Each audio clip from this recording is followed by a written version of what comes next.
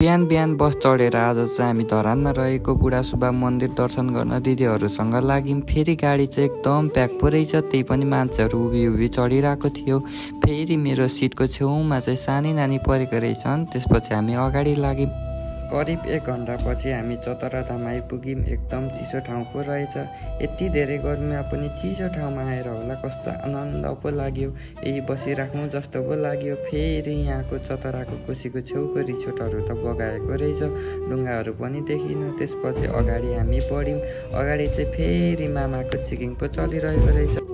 लगभग चतरादेखि 45 मिनट जतिमा हामी धरान आइपुग्यौँ। अलि मन्दिर छिटै पुग्नु थियो, त्यही भएर हामी नबसिकन मन्दिरतिर लाग्ने विचार गऱ्यौँ।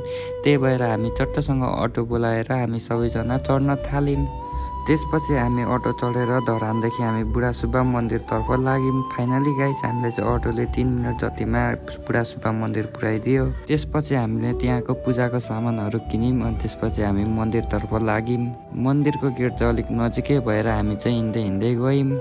फेरि यता बुनुहरू भने चाहिँ भोकले एकदम कालो न कालो भइरहेको थियो। त्यही भने छिटाउ पूजा गरेर जाउँ भनेर चट्टसँग हामी अगाडि बढ्यौँ। गेटभित्र अलिकति के छिरेको मात्र थियौँ, पुरै बजार पो लागिरहेको रहेछ। मान्छेहरू पनि टन्नै आइरहेको थियो भाले बोकेर। किन भाले लिएको भनेको त यहाँ भाले र पोथीको भोग दिने रहेछ। अनि सुँगुरको पनि सुनेर अचम्म लाग्यो। अनि हामी सिधै मन्दिरतर्फ लाग्यौँ। यता अगाडि चाहिँ फेरि राम्रो दृश्यहरू पनि रहेछ। यहाँ गीत गाउने मान्छेहरू पनि बसेको रहेछ। त्यसपछि हामी सिधै मन्दिर भएको ठाउँतिर लाग्यौँ। फाइनली गाइस हामी मन्दिर अगाडि आइपुगेको अलिकति हामी ढिलै आयौँ जस्तो फिल भयो, किनकि लाइन त धेरै लामो थियो। अब धेरै बेर कुर्नै पर्ने भयो। केही बेर कुरिसकेपछि हामी सिधै हाम्रो पालो आएर हामी चाहिँ चट्टसँगले पूजा गर्न हामी मन्दिरतिर लाग्यौँ।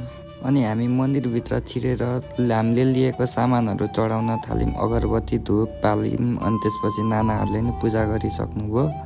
पूजा के गरी मात्र सकेको थियौँ, बाहिर निक्लिनलाई एकदम भिड पो रहेछ। एकछिन त त्यहीँ अड्केर बस्न थाल्यौँ। यता बाहुन बाजे भने मस्त सबैलाई टिका लगाइदिँदै रहेछ। अनि त्यसपछि हामी चाहिँ बाहिर निक्लिने तर्खर गर्न थाल्यौँ। यता मन्दिरमा भने चाहिँ स्याउ, केरा, सुन्तला, कुखुराको अन्डाहरू मस्त चढाउने रहेछ। हामीलाई त केही पनि थाहा थिएन। हामीले चाहिँ फुल अगरबत्तीहरू मात्र ल्यायौँ। केही बेरको प्रतीक्षापछि चाहिँ हामी बाहिर निक्ल्यौँ। त्यसपछि हामी सिधै टिका लाउन गयौँ। सबैले मस्तसँगले टिका लायौँ। बुनु भने चाहिँ यता मस्त डोरी बाँधिरहेको रहेछ। डोरी बाँध्नु भने चाहिँ के हुन्छ भनेर सोधेको, मनको इच्छा पुरा हुन्छ भन्दै हाँस्छ बुनु पनि। अनि त्यसपछि यसो हेरेको त बाँसको त कुनै पनि टुप्पो पनि रहेछ। फाइनली गाइस हामीले चाहिँ मन्दिरमा मजाले पूजा गऱ्यौँ, फोटोसोटो खिच्यौँ, भिडियो बनायौँ। अनि त्यसपछि हामी फेरि धरानतर्फ लाग्यौँ।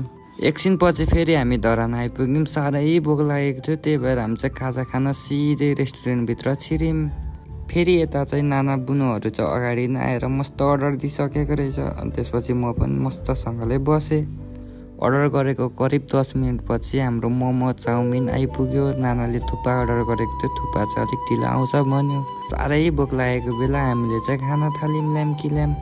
फाइनली हामीले चाहिँ खाजा पनि खाइसक्यौँ। यतिकैमा नानाको थुक्पा पनि आयो। फेरि बुनु त मभन्दा धेरै भोकाएको रहेछ, खाना पनि अर्डर गरेर ल्याम खान थाल्यो। खाजा खाइसकेर हामी चाहिँ यहाँ धरानमा स्थित रहेको हामी चाहिँ घन्टाघरमा चट्ट घुम्न आयौँ। यसो हेरेको त मासतिर त पानी पो पर्न आँटेको रहेछ। म भने चाहिँ हतार भान्जी भएको ठाउँतिर गएँ, किनकि भान्जी भिज्यो भने बिमारी हुन्छ भन्न थाल्यो नानाले। त्यही भएर भान्जीलाई बोकेर मात्र भित्र छिरेको थिएँ। कत्रो असिना पानी पर्न थाल्यो। हामी सबै ओत लाग्यौँ। केही बेरको प्रतीक्षापछि हाम्रो गाडी पनि आयो। हामी चाहिँ चट्ट गाडी चढेर हामी चाहिँ घरतिर लाग्यौँ। बाई गाइस, आजको भ्लग चाहिँ यति नै। तपाईँहरूले लाइक सब्सक्राइब गरेर माया गरिदिनु होला। Bye guys, see you soon guys. Subscribe to my channel.